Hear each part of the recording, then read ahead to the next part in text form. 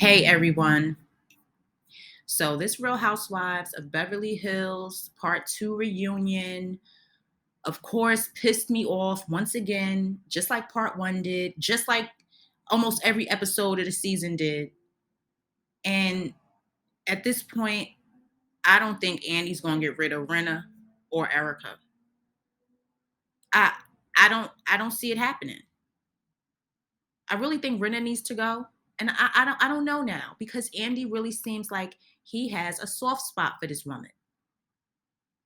I thought he was going to come off way more aggressive with her. I really thought he was going to buckle down and really have her in tears. Right? That's what I thought. I'm like, Andy got to get her. He got to let her know. What he said to her was his typical stuff that he says to her about her social media behavior. Nothing different than what he's been saying. So the episode starts off with Garcelle and Diana. It continued from where it left off last week. And Diana is trying to play the victim. Garcelle is letting her know, leave me alone. Stop stalking me on social media. Stop talking about me. Stop posting about me. Leave me alone. I want nothing to do with you. And Diana wants to make it about her and said how hurt she was when Garcelle called her evil. And we all know the reason why Garcelle called her evil is because she called Sutton the C word when they were in Aspen, remember?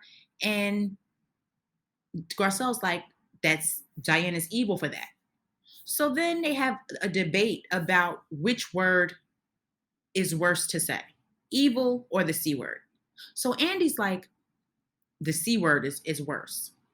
And the mean girls all say, no, that's not worse than being called evil. And then Lisa says, I call myself the C word. And I'm like, really? And Andy, instead of Andy sitting there making it clear to them, listen, evil is not worse than the C word. Actually, when he said the actual C word, they bleeped it out. But you can say evil. They don't bleep that out. So Diana's acting like she's so butthurt about being called evil. She sheds a fake tear. She tries to demean Garcelle by saying that she has a privilege of being wealthy. Therefore, she's going to get to the bottom of what happened with Jax because she's going to pay for lawyers to find out. When Garcelle already announced that she's going to find out who did it. Diana, we don't need you paying to find out what happened to Garcelle's son. Garcelle can do it herself. She didn't sit here and say, oh, I'm in a financial crisis and I need help. I need someone. I can't afford a lawyer right now. I can't this and that. Garcelle said she has an investigation going. She's going to find out. So Diana, what are you trying to do? We don't need your help. So she wants to flaunt her wealth once again, making it about her, acting like her life is in danger and all kinds of BS. I'm tired of Diana, and I was happy to see her leave my TV screen that night. Please leave and don't come back. I'm done with that woman, and so is almost everybody else. So then Andy gets into the Dorit and Mauricio rumors. After the robbery, they showed a flashback of Dorit kissing Mauricio on the back when Mauricio and PK were hugging. And I didn't even catch that when it happened earlier in the season. And I'm like, wow, she really did kiss Mauricio's back and joined in on the hug. That was real weird. Kiss your own husband, Dorit. I don't know why you're kissing Mauricio, but she did. So they also flashed back to when the guys were talking about which woman they prefer if they didn't have their wife. And of course, PK said Erika. Mauricio said Renna. Now, Erika tells a story about when she was in Berlin and how she met PK, I guess before he was with Dorit. And PK approached Erika and her friend asking them if they were in porn. So Dorit grins and is like, "Oh, I didn't know that."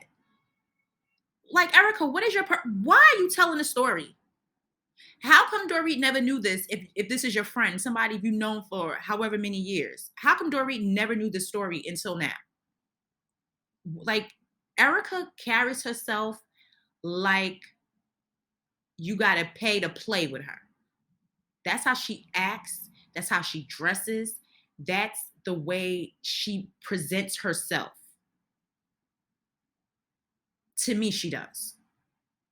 So it's it's just kind of funny that PK automatically approached her asking her that because that's what he thought of her as. And that's funny. So she had to, try to get under Dorit's skin because she knew Dorit wasn't going to call her out or say anything to her. Dorit did exactly what she knew she would do and not say nothing. So, um, Andy starts talking about Garcelle and her getting a Birkin and showing that she, purchased the beach house and the scenes that she had with her sister talking. And he asked all the women if they all have a Birkin. And all of them said yes, except for Erika. So Erika's like, oh, that's not my thing. Like, that's not my thing. Okay, now she's acting like, oh, I'm not into Birkins, but you're into wearing $1 million earrings, right? That are stolen that you don't want to give back. But when it comes to a Birkin, that's not your thing. No, your money is running out. You're not banking like that to just cop a Birkin, Erika. If you were still with Tom, trust and believe, her hand would have been up when Andy asked that question. Like, oh yeah, I have a Birkin. Now all of a sudden she don't need a Birkin. Yeah, right. Okay. So Andy gets into the book, the situation with Garcelle's book. So Garcelle tells a story about when she was 18, how she was invited to Bill Cosby's house to supposedly audition. When he gave her some Sambuca to drink, she said she took a sip, she didn't feel right, she ended up leaving. And that got into, started talking about the book and her book coming out and it being thrown in the trash by Erika. So now this is what was posted, her book in the trash, and it come to find out Lisa Rinna is the one who really threw the book out, but Erika took the blame for it. And Rinna's saying the reason why she threw the book out was because Garcelle had a part in the book where she talked about Lisa's daughter. And it's something that she had a conversation with Lisa about on camera a couple seasons ago regarding Lisa Rinna's daughter's anorexia. And Lisa got upset about it, that it was in the book, and she had her lawyer reach out to Garcelle's manager and told them to take it out of the book a week before the book came out. And she claims this is the reason why she threw the book out. But what Andy did was he made light of the book being in the trash and he made it about recycling and look and all the other garbage that's in that bin. And the women are laughing and giggling about that. And also, this actual photo of the book being in the trash was sent to a group text amongst the Mean Girls, a separate group text that Garcelle pointed out and said they were snickering about it and laughing. And then they're like, oh, no one was snickering. Yeah, right. I'm pretty sure y'all were. Why do y'all have a separate group chat aside from the group chat that you have with your castmates? Like, I don't get it. So that's self-explanatory right there, that they have a separate group chat to talk a lot of shit on that Garcelle, Sutton, and Crystal won't see. So Andy gets into talking about Lisa and her mother and the passing of her mother and just the way it affected her. And Lisa's saying, crying and talking about that she wishes she would have taken time off. And and apologizing to Sutton for the way she treated her and just her whole behavior. And Andy's telling her like, okay, your social media behavior is ridiculous. And she's like, oh, well, put me on pause. And she's like, she admits to taking all her anger out on Sutton. And Sutton's like, I don't consider you a friend. And, they're talking about how Sutton makes it about herself. And it's just, Garcelle said that she felt Sutton makes it about herself a little bit. But to me, Sutton saying the things that she said, as far as wanting a thank you for getting Lisa Rinna and her husband the Elton John tickets, the same way Lisa Rinna went crazy over Garcelle not thanking her husband for some damn spaghetti when Garcelle did send him a thank you. It's like the same thing. I don't see why Sutton makes it about her, because I'm not believing a Dorit robbery anyway. So I mean, these women just act like Sutton is mean spirited person and just makes everything about herself when they all do the same thing. The same thing. Always can relate to something somebody else is talking about. But when Sutton does it, she's wrong. It's ridiculous. It really is. So when they talk about Sutton and bring up Sutton and what happened with Lisa and Sutton, then Kyle, they talk about Kyle assaulting Sutton, because that's exactly what she did. And that laugh, that's exactly what she did, trying to laugh off when she put her hands on Sutton and told Sutton to her face that she's lying about having miscarriages. And what did Kyle do? Snickered at it, like, oh, I was drunk and I did not put that bruise on you. And then Sutton's like, that wasn't even a bruise, it was makeup. And that's all Kyle wanted to defend, the fact that people were saying that she bruised Sutton's arm. Sutton's like, it wasn't a bruise. Nobody bruised me. That was makeup on my arm. But you damn sure grabbed me. You told me this. You told me I'm lying. And Kyle, like, being drunk is not an excuse for that. You should have owned that and really, really apologized and not made excuses for doing that to Sutton. And just like Sutton said, not once did you ever take up for me. You took up for Diana and told me I'm lying. Kyle, you are something else. I'm tired of Kyle, and I can't wait for Kathy to come on next week, because this is what I thought about. This is what I thought about when it came to this whole Kathy and Lisa Rinna story.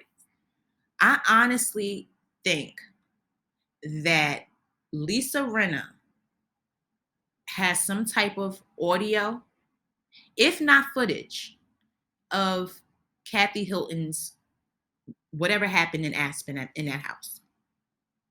And she's using it, or was trying to use it, to scare Kathy.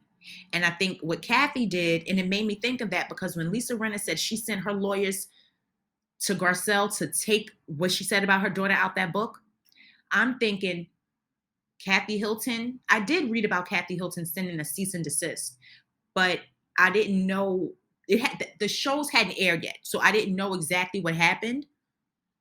So I'm really leading towards now thinking Rinna recorded Kathy, and Kathy sent out that cease and desist so Rinna couldn't leak it and post it online for everybody to either hear or see, because it would technically be illegal anyway.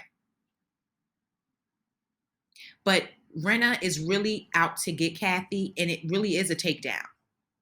They really want to get her and expose her and catch her on a bad day to ruin her reputation. I thought about that, and I really think that's true. I really think that Rinna did that to Kathy. So Kathy comes on next week. I don't know what will be said, because, they've shown the same clips of Kathy saying what she said, but they have more that they have not shown. So once that third part plays next week, we'll see exactly what Rinna says. But I really do think she has some kind of dirt on Kathy, and that's why she's going so hard, because they've been going back and forth lately. And it's been so much I haven't had a chance to really catch up on it, but I probably will this weekend because Kathy spoke to TMZ and she said she will not be coming back if Rinna and Erika are still there. So I'm gonna assume Kathy won't be back because I'm thinking if anything, Rinna, one of the two may be gone, but I don't think Rinna and Erika are gonna be gone. It's a lot. These two right here, Andy loves these two women. And the way he was acting with Lisa Rinna, he wasn't mean enough to her for me to think that she'd be going next season. It's a lot. It's a lot. And I just can't wait for this season to wrap because I'm tired of it. I hate all of this that's happening. And it's just, I'm over these grown women acting like teenagers, like they're in high school, literally. It's sickening the way they're doing Garcelle. And they just sit and act like they're not doing nothing wrong. They're okay. They have an excuse for every damn thing. Everything is an excuse. And it's supposed to be, all right, y'all are good. It's okay. It's not okay anymore. It's time. I know Diana's not coming back, but when it comes to Erika and Rinna, I don't know. I don't know right now. I'm just ready for this season to be over. And another thing that Andy said to Rinna about her social media antics, he said to her, you always say that you're done posting about the show, then you go and start back posting about the show.